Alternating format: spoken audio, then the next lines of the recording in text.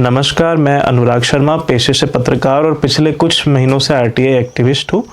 और जैसा कि आपने मेरी पूर्व वीडियो में देखा, मैंने जनसंपर्क विभाग से हो रही अनियमितताएं और जो जनसंपर्क विभाग का दोहरे मापदंड हैं, स्थानीय पोर्टल संचालकों और बाहर के पोर्टल संचालकों के साथ, उसे मैंने एक्सपोज किया। और भावना बोहरा जी ने जो विधानसभा में मुद्दा उठाया था, मैंने उसकी बात करी। चूँकि पिछले वीडियो में मैंने संज्ञात्मक बातें करी, मेरे पास प्रमाणिक आंकड़े और दस्तावेज नहीं थे। आज मैं पुनः आपके समक्ष उपस्थित हुआ प्रमाणिक दस्तावेजों के साथ, और मैं आज केवल बात करूंगा वेब पोर्टल्स की। वेब पोर्टल्स में जो गड़बड़ियां हुई हैं पिछले 2 सालों में, वो आपके सामने तथ्यात्मक तरीके से प्रस्तुत करूंगा।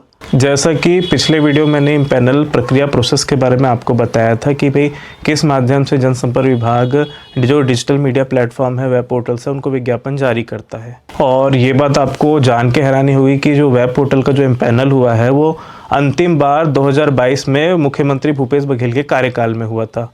इसके पश्चात विष्णुदेव साय जी की सरकार बनी, लोकसभा चुनाव हुए, उसके बाद जुलाई में पैनल का वो निकला, वो भी रद्द हो गया। ऐसे पहले फरवरी में निकला था एक बार, उसे भी तकनीकी खराबी के नाम पे इन्होंने प्रक्रिया को रद्द कर दी गई। मतलब 2 साल से जिनको लाभ मिल रहा है उनको लाभ मिल ही रहा है। और पैनल प्रक्रिया में एक बैकडोर एंट्री के बारे में आपको सामने खुलासा करूँगा कि ये जो पैनल प्रक्रिया, मैंने पिछले वीडियो में ही बताया था कि हमको बेवकूफ़ बनाने का बहाना है। सरकार को जिसको विज्ञापन देना है, उसे बिना पैनल प्रक्रिया में लाए वे सीधे विज्ञापन प्रदान करती हैं। चूँकि टाइम्स ग्रुप की मेरे पास आज नस्ती उपलब्ध है, जिसमें स्पष्ट है कि विभाग अलग से प्रस्ताव निकाल रहे हैं। टाइम्स ऑफ ग्रुप में वो नियम लागू नहीं होंगे इनकी 2 वेब पोर्टल्स में कि आपका संपादक का नाम, अंत और ऑफिस का पता मेंशन होना चाहिए। ये आपको मैं पढ़ के बताता हूँ। ये टाइम्स ऑफ इंडिया ग्रुप की नस्ती है। इन्होंने प्रस्ताव में मांगे थे 2,70,00,000 रुपए, और दूसरे वेबसाइट के लिए 2,70,00,000 रुपए 180 दिन के लिए। ये अपना रीज़न DAVP रेट को बताना है, जिस पर जनसंपर्क विभाग ने लिखा है, टाइम्स ऑफ इंडिया एवं नवभारत टाइम्स के उपरोक्त प्रस्ताव प्रतिदिन 2 फिक्स बैनर 6 माह के लिए जाने को अनुरोध किया गया है। इन्होंने 3 महीने के लिए मांगा है। 2,70,00,000, 2 करोड़ मतलब 6,40,00,000 हो रहे हैं, और इन्होंने 6 महीने के लिए फिक्स करके बताया है। इसके बाद इन्होंने कहा है कि पूर्व से निरंतर प्रस्तावित राशि 6 माह के लिए 5.40 करोड़ होती है। अतः 6 माह के लिए TOI Navbharat times 2 fix banner के स्थान पर 1 माह के लिए 1 फिक्स बैनर इस स्वीकृति किए जाने पर विचार किया जा सकता है।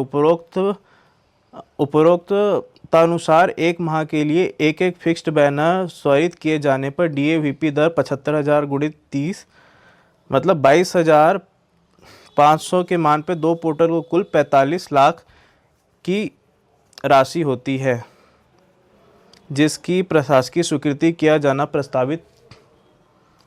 इन्होंने प्रस्तावित है लिखा है, और बात प्रस्तावित है बोल रहे हैं, लेकिन मिला है कि नहीं मिला, इन्होंने भुगतान स्वीकृति कार्यादेश के प्रति भेजे नहीं। मैंने प्रथम अपील इस पर लगाया है, लेकिन इस टाइम्स ग्रुप का मैंने क्रॉस चेक किया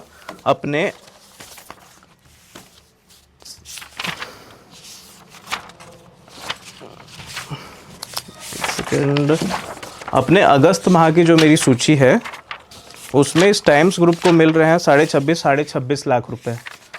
तो मान के चलिए 26.5 लाख रुपए इनको 1 महीने के मिल रहे हैं, ना जाने कितने महीने से मिल रहे होंगे। और इतनी जो रकम है, इसमें कितने स्थानीय पत्रकारों का भला हो सकता है। और ये पैनल प्रक्रिया 2 साल से लगातार टलती जा रही है। ये कोई कमीशन का खेल है, ये संदेह तो मैं बार बार उठाते आया हूँ इन विषयों को लेकर।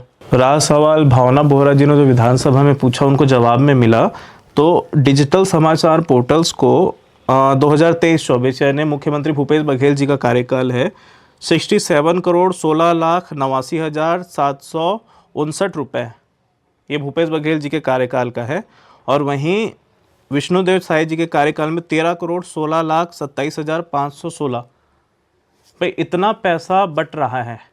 और भैया मैं ऐसे करीब 250 पत्रकार या 250 वेब पोर्टल्स है जो ज़मीनी स्तर पे काम करे राज्य के स्थानीय, जिनको विज्ञापन के नाम पर 1 रुपया नहीं मिला है। मैं उनके नाम बता सकता हूँ। उनका एक समूह है, उनका ग्रुप तैयार बैठा है। तो ये दोहरा मापदंड उसी कार्यकाल से चल रहा है कि कोई कमीशनबाजी का खेल विभाग के अंदर खेल रहा है, ये समझने की बात है। और रही बात मैं जो भी RTI लगा रहा हूँ ना, जनसंपर्क विभाग बार बार हम जब जाते थे विज्ञापन मांगने तो बहाना बनाते थे बजट नहीं है, बजट नहीं है। और बजट नहीं है कि अपार सफलता के बाद उनके पास एक और नया बहाना आ गया है कि भैया कोई अनुराग शर्मा आरटीआई लगा रहा है, हम आपको विज्ञापन नहीं दे सकते। जो स्थानीय पत्रकार बेचारे जाते हैं उनको यही जवाब दिया जा रहा है। और चूंकि मैं निरंतर आरटीआई लगा रहा हूँ, निरंतर आंकड़े ले रहा हूँ, तो विभाग अपना रवैया जस का तस बनाए हुए है, बाहर के लोगों को विज्ञापन दे रहा है। कोई स्थानीय जा रहा है तो उसे आरटीआई का बहाना बना देते हैं। मतलब स्थानीय को उनको देना ही नहीं है, या स्थानीय से कमीशन क्यों नहीं मांग रहे हो भैया, वो भी दे देगा आपको कमीशन। तो सारा खेल विभाग खेल रहा है। और मैं सभी पत्रकार भाइयों से, जो पोर्टल वाले हैं, पोर्टल के नाम पे जो धड़ाधड़ी, जो धोखाधड़ी चल रही है पूरे प्रदेश में, इसके लिए आप आवाज़ उठाएं। और कुछ नहीं तो आप सवाल करें ना, जाके रवि मित्तल जी से सवाल करिए, अजय अग्रवाल जी से करिए जो संचालक है, जो कुशराम जी हैं अपर संचालक है जिनको डिजिटल मीडिया का प्रभार दिया गया है, या जो पूर्व में थे उमेश मिश्रा जी, वो राष्ट्रीय लेवल देखता हूँ कहा था ना मुझे, मैं स्थानीय नहीं देखता। तो एक बार ज़रा उनसे सवाल करिए ना जाके, सभी पत्रकारों से मेरा निवेदन है। और ऐसा नहीं कि ऐसा पहले किसी ने नहीं किया है। बुलंद छत्तीसगढ़ नाम का एक अखबार है, उसके संपादक मनोज पांडे जी और उनके कुछ पत्रकार साथी पूर्व में करीब 1 अक्टूबर-नवंबर महीने की बात है, जो अभी आयुक्त आए हैं रवि मित्तल जी, उनके पास गए थे फूलमाला लेकर।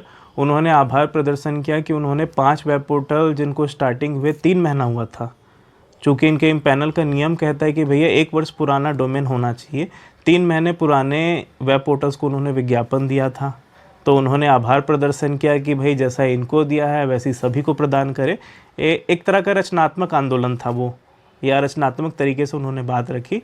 लेकिन बात उनकी भी प्रामाणिक है भाई, कैसे कोई नियम कानून को अपने सर पे बिठा के आप दे रहे हो, लेकिन इनका विज्ञापन नियमावली 2019 संशोधित 2020 कहते हैं, तो उसमें ये भी नियम है कि आयुक्त और संचालक को 5 लाख से अधिक का विज्ञापन देना नहीं है।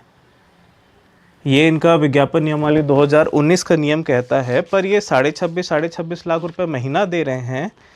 ये कैसे हो रहा है? या तो फिर मुख्यमंत्री के हस्ताक्षर से हो रहा होगा। तो मुख्यमंत्री हस्ताक्षर से भी इतनी बड़ी राशि कहीं जा रही है तो भी गलत हो गई, लेकिन नस्ती में मुख्यमंत्री जी के हस्ताक्षर कहीं भी नहीं है। तो नियम की उन्होंने सरासर धज्जियाँ उड़ाई है। और अगर मैं भूपेश बघेल जी के कार्यकाल का भी अगर मैं दिखाऊं आपको, तो ये तो देखो ना 13.5 लाख, ये तो Jio.com, Paytm.com, शेयर चैट को दिया है इन्होंने। और मतलब ऐसा हो जैसे खजाना भूपेश बघेल जी ने फ्री में बांट दिया उस समय अपने ज़माने का। और यहीं आप देखोगे the Indian express digital if online media service private limited, इनको इन्होंने दिए 11,76,417 रुपये। कौन सा नियम है भाई? इनके ऊपर DAVP क्यों लागू होती है? विज्ञापन नियमावली 2019 में DAVP का उल्लेख है ही नहीं, जो मूल्य निर्धारित करती है। और सारे नियम हम छोटे छोटे लोगों पर है, बड़े लोगों को तो मनमाना विज्ञापन मिल रहा है भाई, 88,000, 50,000। हम साला 15,000 के लिए भी हम जाते हैं तो हमको 10 बात सुननी पड़ती, कौन सा पोर्टल, कहाँ का पोर्टल है। उससे ज़्यादा तो हमारे पास हिट्स भी हुए हैं, उसके बाद भी हमें दरकिनार कर दिया। जब 2022 में जब पैनल की प्रक्रिया हुई थी, सारे दस्तावेज मेरे प्रमाणिक थे, मेरे उतने हिट्स थे, मेरे उतने व्यू थे, लेकिन केवल एक कारण कि मेरे पास गुमास्ता नहीं था, उन्होंने रिजेक्ट कर दिया गया।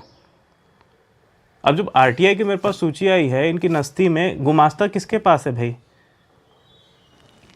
टाइम्स ग्रुप की सूची देख रहा हूँ, उनके पास भी गुमास्ता नहीं है। बिना गुमास्ते के आप विज्ञापन दे रहे हो, मनमानी कर रहे हो, हम जा रहे हैं हमारे पास बजट नहीं है कह रहे हो। तो सवाल पत्रकार को उठाना है भाई। और क्यों इतना बड़े पैमाने पे विभाग विज्ञापन बांट रहा है? और बांट रहा है तो हमारे लिए कोई नीति क्यों नहीं है, बाहर वाले के लिए क्यों नीति है? इस बात पे मंथन होना चाहिए, इस बात पे सवाल पूछना चाहिए। RTA लगाने का आपको 10 रुपये लगेगा, लेकिन अगर संवाद परिसर आप जाते हैं, आयुक्त सर से पूछते हैं, रवि संचालक सर से पूछते हैं, उमेश मिश्रा जी से पूछते हैं, कुशराम जी से सवाल पूछते हैं, इसके कोई पैसे नहीं लगेंगे। आराम से जाइए, पूछिए सवाल। और विज्ञापन नियमावली 2019 के धज्जियाँ सिर्फ पोर्टल में नहीं मिली है, मैं अगला अंग मासिक पत्रिकाओं पे बनाऊंगा, आप उसमें सुनिएगा ना, उसमें किस स्तर पे इन्होंने धज्जियाँ उड़ाई हैं। और इनके विज्ञापन नियमावली 2019 ये भी कहती है कि वेब पोर्टल या डिजिटल मीडिया को किसी भी प्रकार के स्मारिका आदि में विज्ञापन नहीं मिलेगा। अरे भैया, द नैरेटिव एक यूट्यूब चैनल है, उसकी द नरेटिव डीजी मीडिया को उन्होंने 20 लाख रुपए दिया है। आरओ शीट तो आप तक पहुंच गई होगी, नहीं पहुंची होगी तो आप मुझसे संपर्क करके ले सकते हैं। इनका प्रमाणिक तथ्य आपके सामने मैं प्रस्तुत कर रहा हूँ। कुल मिलाकर अंततः सवाल स्पष्ट है कि भैया शासन इम्पैनल के नाम पर दिखावा क्यों करती है। डायरेक्ट लेना आवेदन, डायरेक्ट देते, विज्ञापन नहीं देना तो मत दे। इम्पैनल में हमसे फॉर्म भरवाते हैं ऑनलाइन, फिर इस दिन आकर नस्ती जमा कराइए बोलते हैं, फिर बोलते दावा आपत्ति कराइए। ऐसे ही दे दीजिए विज्ञापन, सारे नियम कानून हटा के। डीएवीपी को आप बॉस बना लियो विभाग का, 26 साढ़े 26 लाख रुपए विज्ञापन दे रहे हो, मान के चलो उनको कह रहे 50 लाख रुपए। भाई आदमी यहाँ 10-15 हज़ार के लिए तरस रहा है, राज्य की जनता तरस रही है। आप महतारी वंदन के महिलाओं को 1,000 दे रहे हो, उससे ज़्यादा तो आप मीडिया पे उड़ा रहे हो, इतना ज़्यादा। ठीक है, मीडिया को और बाहर की मीडिया कैसे पहुंचाएगी भाई। जनसंपर्क विभाग का जो मूलभूत उद्देश्य होता था कि राज्य शासन की जन कल्याणकारी योजनाओं को पंक्ति के अंतिम व्यक्ति तक पहुंचाकर उसका लाभ दिलाना। मैंने खुद एडवर्टाइजिंग पब्लिक रिलेशन में एमए किया है, मैंने उसमें यही पढ़ा था। लेकिन भैया ये मीडिया कंट्रोलिंग डिवाइस लग रहा है ये जनसंपर्क विभाग। आप सीधे तौर पे देखिए ना भाई, सरकार को किसी अच्छे पत्रकार को उसके चैनल से नौकरी से निकलवाना हो, उस संस्थान को देने जाने वाला विज्ञापन रोक देती है। मीडिया को अपने पक्ष में करना है तो उसका विज्ञापन से कंट्रोल करती है। तो या तो ये तरीका बंद करे सरकार, या फिर ये जो फर्जीवाड़ा जो तमाशा चल रहा है ना वो बंद करे। क्योंकि आरटीआई अभी सिर्फ मैं अकेला लगा रहा हूँ, अगर मांग ना पूरी की तो भैया 200-300 की फौज तो तैयार है जिनको विज्ञापन नहीं मिल रहा है। और विज्ञापन ना मिलने वालों की भी संख्या ज़्यादा है। जिनको मिल रहा है वो तो चुप है, तो चुप ही रहेंगे, हमें कोई अपेक्षा नहीं है। लेकिन जिनको विज्ञापन नहीं मिल रहा है वो बड़ी प्लानिंग से बैठे हैं।